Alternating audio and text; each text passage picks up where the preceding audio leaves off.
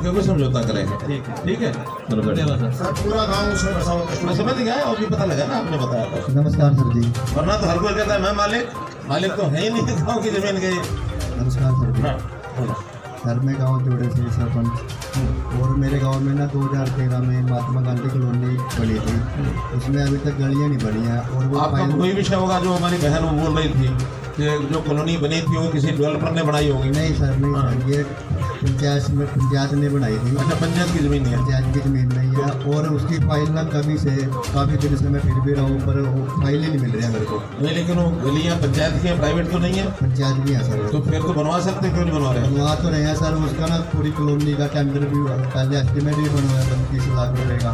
हाँ और फाइल ही अटकी हुई है कई साल से। नहीं कहाँ अटकी है? पता ही नहीं लगा सर। BDPO बताएं। एक्शन साहब के पास होगी सर, हमारे पास तो नहीं है। नहीं कहाँ भेजी हुई है? आपका रिकॉर्ड होगा ना उसको कोई? सर मेरी नॉलेज में मेरे पास एडिशन चार्ज है सर, अभी चार्ज आया इस महीने से। अच्छा तो मेरी नॉलेज में सारे सर। चलिए ये पता करके आप बताओ हैं ईसा इसका भी लिखो। हाँ ये लिखो सब ताकि आखिर कृष्ण बेदी जी ने काम ठीक हुए हैं, जो मेरे काम के काम है बैठे मिल जाएंगे। मेरी मदर के आँख के 2 ऑपरेशन हुए हैं सर, मेरी अग्रवाल हॉस्पिटल कुरुक्षेत्र में, वो आयुष्मान के तहत। आपके मेरे जीजा जी हैं जी, ताऊ जी के जवाई, उनके बाईपास सर्जरी हुई है जी। बाईपास सर्जरी हुई है, 5 लाख रुपये ओजस हॉस्पिटल में हुई है। 5 लाख रुपये उन्होंने मांगे थे परंतु आयुष्मान से फ्री हो गया जी। एक पैसा नहीं लगा। बिल्कुल 5 लाख रुपये। नीचे बहन खड़ी है ये आपका।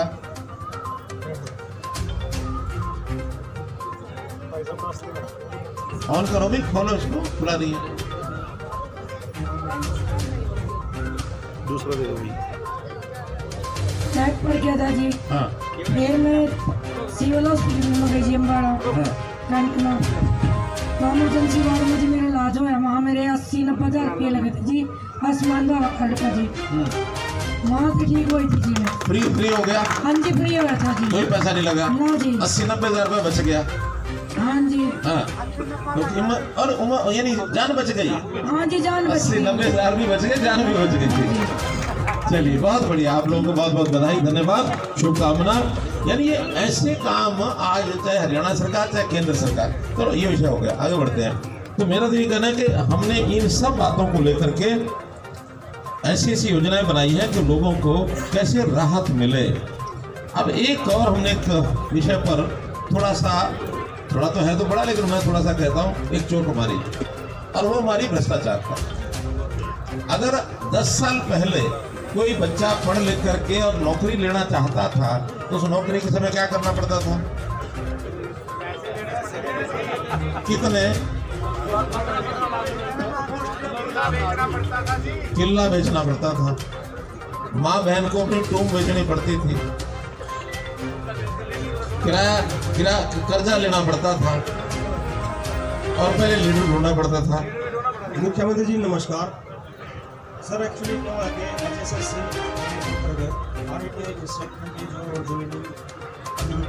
अरे मैं उस विषय पर आऊंगा, पहले तो छोटी सी बात करनी है सर। अरे सुनो, मैं करूंगा ना, बड़ी करूंगा, छोटी क्यों करूंगा? मैं बड़ी करूंगा, लेकिन जो मैं पहले पूछ रहा हूँ पहले उसका जवाब दो। चीजों को घुमा करके करेंगे तो कहीं और पहुंच जाएगी। आपकी ज्वाइनिंग की बात है, मुझे मालूम है ज्वाइनिंग की ना, और अपनी बात भी कहने वाले थे। मैं एक ही बात सुनूंगा, अभी दूसरी बात भी सुनूंगा, बैठो। अभी तो ये बताओ कि वो वातावरण बदला कि नहीं बदला?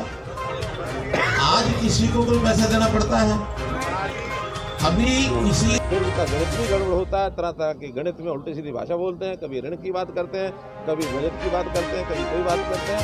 इसलिए इस समय, और मैं दूसरा भी कहता हूँ कि हमारे भूपेंद्र हुड्डा यदि कांग्रेस के लिए कुछ काम करते तो हमको लगता है लोकतंत्र में एक मजबूत विपक्ष के नाते शायद बात कर रहे होंगे, वो कांग्रेस के लिए भी नहीं कर रहे हैं। वो तो अपना काम और अपने बेटे का काम, 2 चीज़ों को जानते हैं। बापू बेटा की पार्टी आगे बढ़ती रहे, ये उनका टारगेट है, उद्देश्य है। कांग्रेस पार्टी के नाते तो नेता जो जितने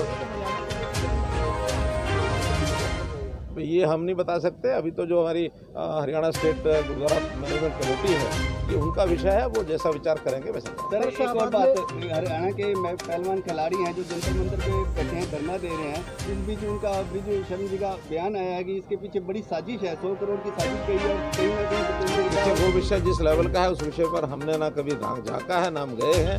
अभी चूँकि ऑल इंडिया लेवल के सारे विषय हैं, दिल्ली में वो लोग बैठे हैं, संपर्क भी कर रहे हैं।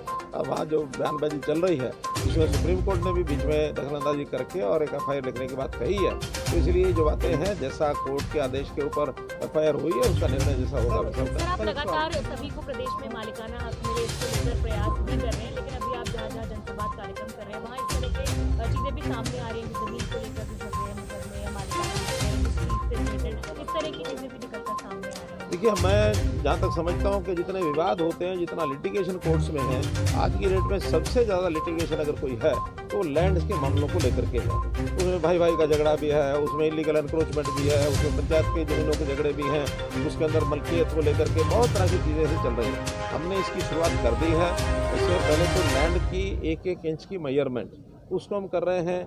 फिर उसमें स्वामित्व के नाते से गांव में लाल डोरा उसको हमने ख़त्म किया है। बाहर के एरिया में हम उसमें लार्ज स्केल मैपिंग ये कर रहे हैं। शहरों के अंदर एनक्रोचमेंट ना हो, ड्रोन के दृश्य के माध्यम से उस काम को हम कर रहे हैं। डिजिटलाइजेशन ऑफ लैंड रिकॉर्ड्स ये सब हो रहा है, ताकि जो क्लियर कट लैंड्स हैं उसमें कोई आगे समस्या ना आए। पहले की जो समस्याएं हैं उसके लिटिगेशन को ख़त्म करने के लिए हमारे रेवेन्यू के नाते से सारी रेवेन्यू कोर्ट्स वो एक्टिव हो गई हैं। और अगर उसके लिए अलग से कोई पॉलिसी कानून बनाना पड़ेगा तो कानून या पॉलिसी बना करके और एक मुश्त इन समस्याओं का हल किया जाए। क्योंकि 50 साल से भी ऊपर, 60 साल से भी ऊपर लोगों के पास कब्जे हैं। अब उन कब्जों को छुड़ाना इतना आसान नहीं है, तो उसका कोई ना कोई समझौता से कानून बना करके उन चीज़ों को हल करने का एक रास्ता। और कोर्ट भी ये कहता है कि वंस फॉर ऑल ऐसी समस्याओं का हल करना चाहिए। तो हम लेजिस्लेचर के माध्यम से समस्याओं का हल जहाँ तक संभव होगा जनहित में इसको करेंगे। सर शाहबाद में 2 ऐसी कॉलोनी है जो बाजीगर कॉलोनी से संबंधित रखते हैं। तो रेलवे विभाग की तरफ से कई बार उनको नोटिस आ गया और वहाँ पर जनसंख्या भी लगभग 500 परिवार हैं ये। जी सर। तो इन 500 परिवारों को हम विचार हमारा यही है कि उनको कोई ना कोई अल्टरनेटिव स्थान रिहेबिलिटेशन का मिले। उसके लिए मैंने पिछली बार DC से ही बात की थी कि योजना बना करके कहीं एक कोई प्लॉट ज़मीन का और उसमें कोई उनको या तो प्लॉट देने कोई प्लॉट नहीं तो कोई मकान बना करके भी देने की बात आएगी। एक पार्टिसिपेशन के आधार के ऊपर कुछ पार्टिसिपेशन उनका कराएंगे, कुछ हरियाणा सरकार का योगदान होगा, उसमें कुछ रेलवे का योगदान होगा, केंद्र सरकार की भी प्रधानमंत्री आवास योजना है, यदि उसका लाभ मिल सकेगा तो वो कराएंगे। वरना था स्टेट की योजना और सर अच्छा, ग्राम पंचायत की कोई लैंड नहीं है अपनी, अच्छा, और ना ही पंचायत के नाम है कोई ऐसा। पूरा गाँव सर उसमें बसा हुआ है। ये कस्टोडियन की लैंड है, ये सरकार की होती है, हरियाणा सरकार की है। तो इसलिए उसका कोई फैसला हमको करना पड़ेगा कि किस तरीके से नाम कराई जा सकती है। वो उसमें लाल डोरा में नहीं आती। लाल डोरा तो जो पहले से गांव की जमीन है उसके ऊपर जो बैठे हुए हैं अंग्रेजों के टाइम के, उनको रजिस्ट्रियाँ होनी है। कस्टोडियन का तो स्टेट गवर्नमेंट की जमीन है, कोई फैसला बनाएंगे, पॉलिसी देंगे, कुछ उनसे पैसा लेंगे, वो रजिस्ट्रियाँ कराएंगे, फ्री में तो होनी